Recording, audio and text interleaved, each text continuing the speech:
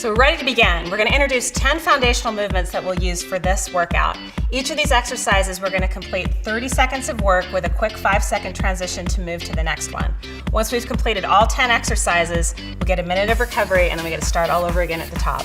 The goal is to get through 2 to 3 times. So our first exercise are alternating lunges. You're gonna step forward, keep the chest nice and tall, accelerate and decelerate as you press into it, come back and up. Pushing through the heel, keeping that body nice and tall.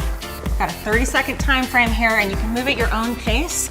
We want to make sure that you guys are moving in a way that's challenging, but still you're able to maintain proper form. Keep the energy up nice and high. How's it going, crew?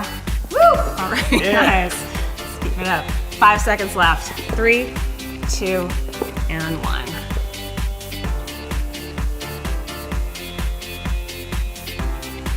Okay, alternating knee lifts. We're gonna go ahead and pick up those knees, pull the arms down from the ceiling, keep the body tall.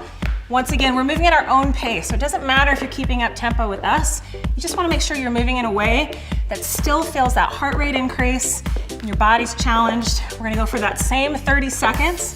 So just dig your heels in, get ready to go. Keep that form.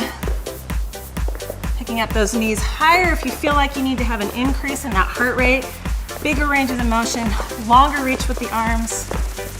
Keeping that consistent work. 5 seconds left. 3, 2, and 1. Well done.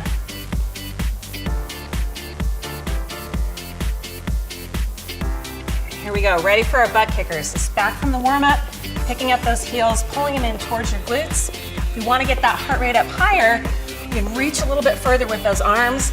Keep the chest tall, alternate and keep the body working hard. Committed to that 30 seconds, constantly moving, making sure our form is spot on. How's it going, guys? Great. Good. Good. Keep it up. 5 seconds left, guys. Awesome. 3, 2, and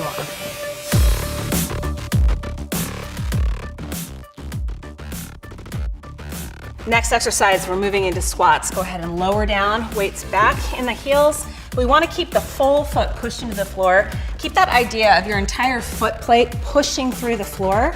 So as we transition from that squat position to standing, visualize those feet going right through the floor, engaging through the core. Even how we breathe is important. That exhalation as we're coming back and up. Find your tempo, find your pace, and keep working all the way through. 30 seconds, guys. Keep it up. Great energy. 5, 4, 3, 2, and 1. Well done.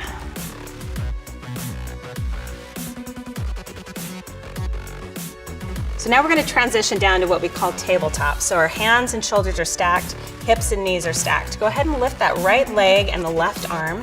Extend that out, and then they're going to place that right back where they began. Shoulder, wrist, right stacked on top of each other. Fluid, back and forth between that movement, staying on the same side. There we go. So allow that body to stabilize. Notice how her abs are staying in nice and tight, so she's keeping that nice line from the top of her head to her hips.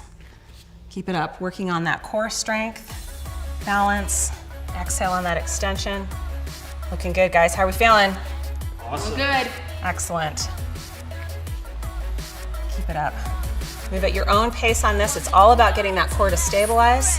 Our last few seconds here, finishing it up. 3, 2, and 1.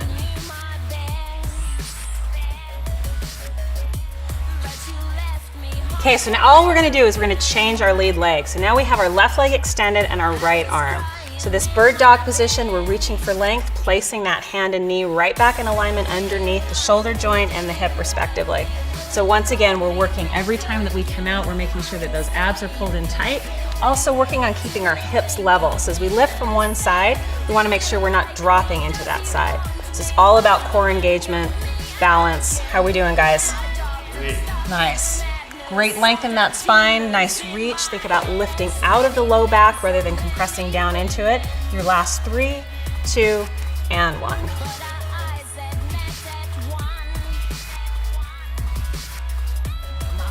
So now we're just transitioning into a push-up. So these guys have their hands spread out just outside of their chest. They're gonna go ahead and lower their body down towards the mat.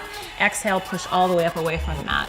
So one of the important things with a push-up is that we want to make sure it's just not about the shoulders. We want to make sure those scapulas are pulled back and down, Glutes are tight, abs are pulled in tight as well to help support that low back, and even your quadriceps are engaged.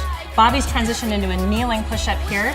It's a great way to start. When you feel like you're strong enough to go full body like Carson, it's a great opportunity as well. You continue to go 5 more seconds. You're doing awesome. 3, 2, and 1.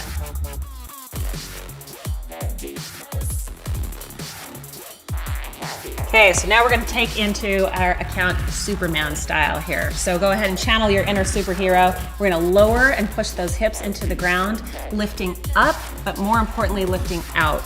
So we want to make sure that our glutes are engaged as we're lifting up here. Bobby's transitioned into having her hands supporting her head, and Carson has a full extension Superman style. You want to make sure that we keep that body lifted. There's an exhalation that happens as we lift up. Not moving anything too quickly, just making sure everything is nice and smooth. Once again, just pushing those hips through the floor, nice fluid movements. Think about your core muscles as not just your front muscles, but wrapping all the way around that trunk. So this helps us get all of that targeted together. How are we feeling, guys? Feeling good. Great, great core activation. Keep going, we got 5 more seconds. Finish up nice and strong, keep that breathing going. 3, 2, and 1. Nicely done.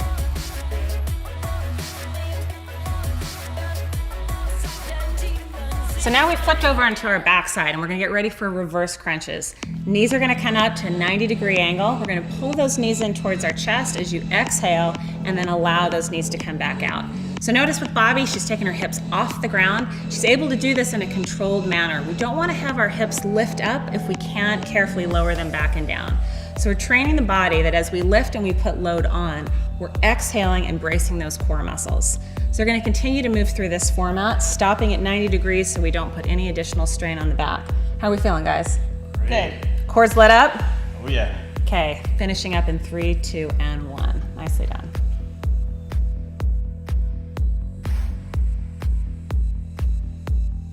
So now we're going to move into what's called an inverted bike. We're going to come back to that 90-degree angle with the legs, opposite elbow to the opposite knee. So Bobby's going to start here with long levers, alternating from side to side. Carson has a little more modified position with those knees still tucked in nice and tight.